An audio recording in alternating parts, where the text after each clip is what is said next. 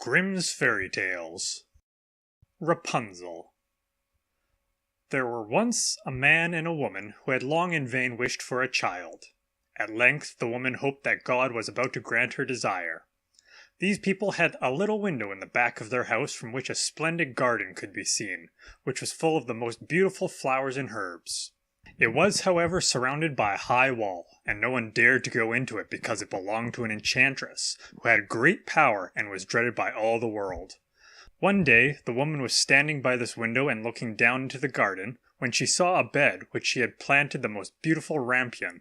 It looked so fresh and green that she longed for it. She quite pined away, and began to look pale and miserable. Then her husband was alarmed, and asked, "What ails you, dear wife?" "Ah," she replied, "if I can't eat some of the rampion, which is in the garden behind our house, I shall die."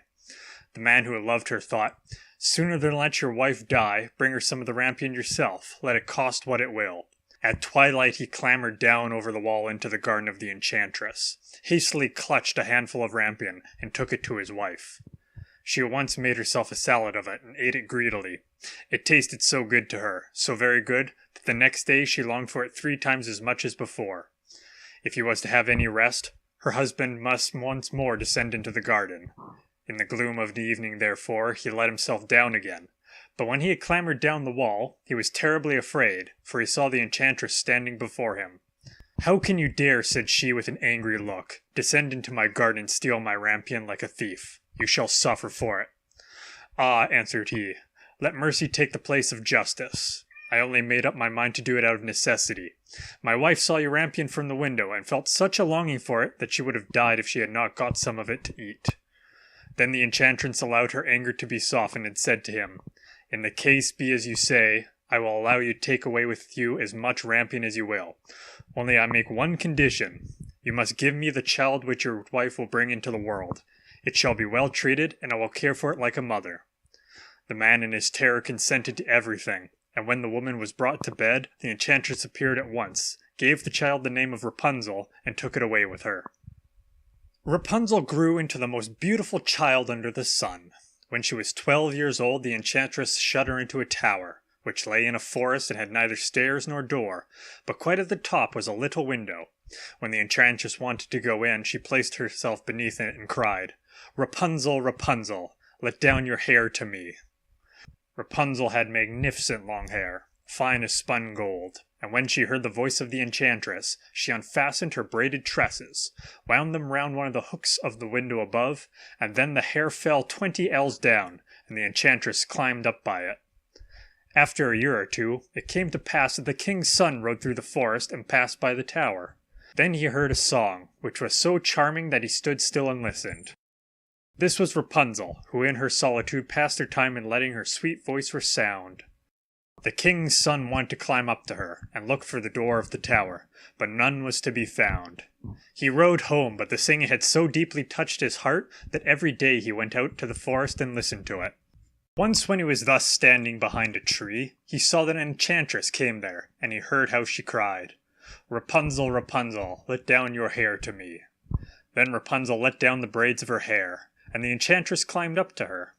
"If that is the ladder by which one mounts, I too will try my fortune," said he, and the next day when it began to grow dark, he went to the tower and cried, "Rapunzel, Rapunzel, let down your hair to me." Immediately the hair fell down and the king's son climbed up.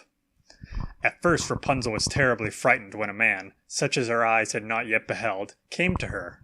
But the king's son began to talk to her quite like a friend, and told her that his heart had been so stirred that it had let him have no rest, and he had been forced to see her.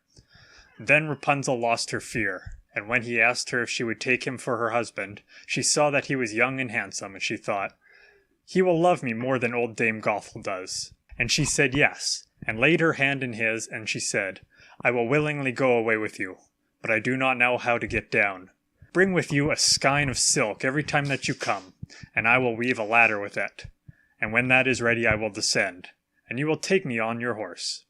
They agreed that until that time he should come to her every evening, for the old woman came by day. The enchantress remarked nothing of this until once Rapunzel said to her, "Tell me, Dame Gothel, how it happens that you are so much heavier for me to draw up than the young king's son. He is with me in a moment." "Ah, you wicked child," cried the enchantress. "What do I hear you say? I thought that I had separated you from all the world, and yet you have deceived me."